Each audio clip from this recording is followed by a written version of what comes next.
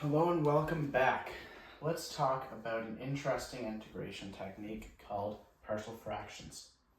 This is our last integration technique that we will talk about until we get into some interesting integrals next video that include limits. So let's talk about it. Partial fractions. If we have an integral of some number, let's say 1, over something that can be factored into, say, x minus a times x minus b, respect to x, we can actually express this integral in two integrals, a over x minus a dx plus the integral of b over x minus b dx. And so this is very helpful because the integral of a over x minus a dx is just going to give us a ln absolute value x minus a, and same with b. So this makes integrals very easy. Oops. Something else I would like to tell you before we hop into an example is if we have an integral in the form x minus a squared times x minus b over 1 dx. Keep in mind, this might not be a 1, it could be anything. It could even be a function. We must represent this integral.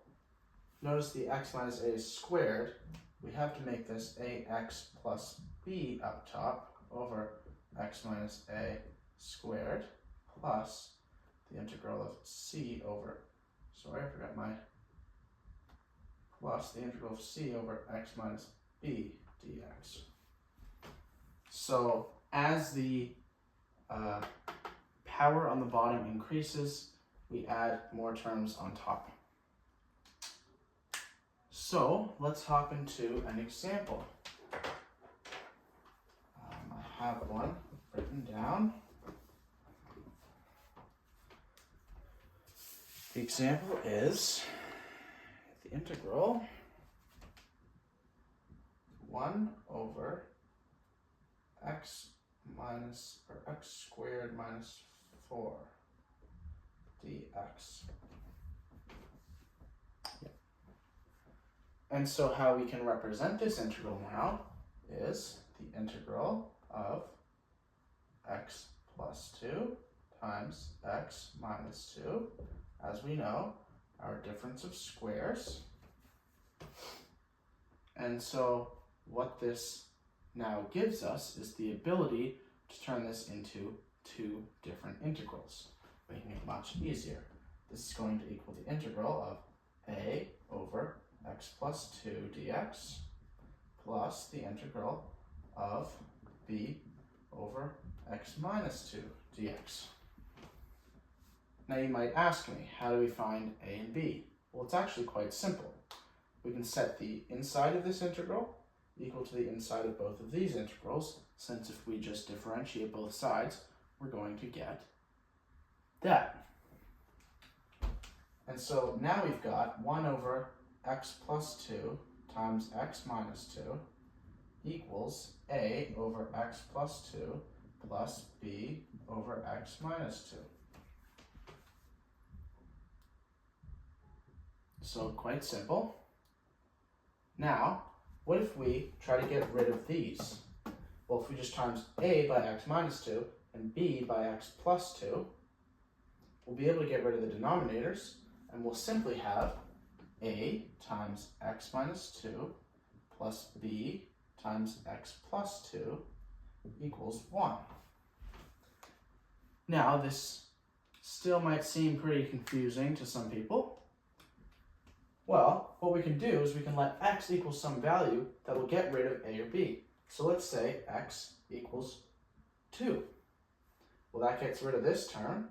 That means 4b equals equals 1 because 2 plus 2 times b is 4b. So b just equals 1/4. We do the same for a.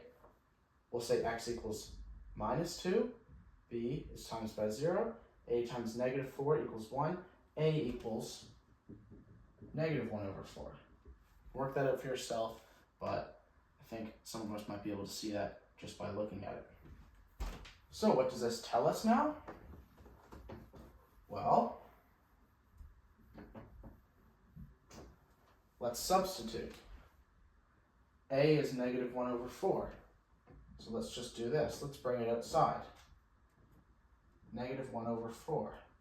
B is 1/4. Bring them both outside of the integrals. These are very simple integrals now. Let's actually factor a 1/4 out. And now we have the integral of 1/x minus 2 dx minus the integral of 1/x plus 2 dx.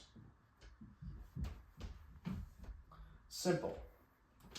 1/4 times ln, absolute value x minus 2, minus ln x plus 2. Don't forget your plus c at the end. We can bring the plus c out because c divided by 4 is still just c since we don't know the value of c. Let's simplify this just a tad more. This is 1/4 ln of x minus 2 divided by x plus 2 plus our c.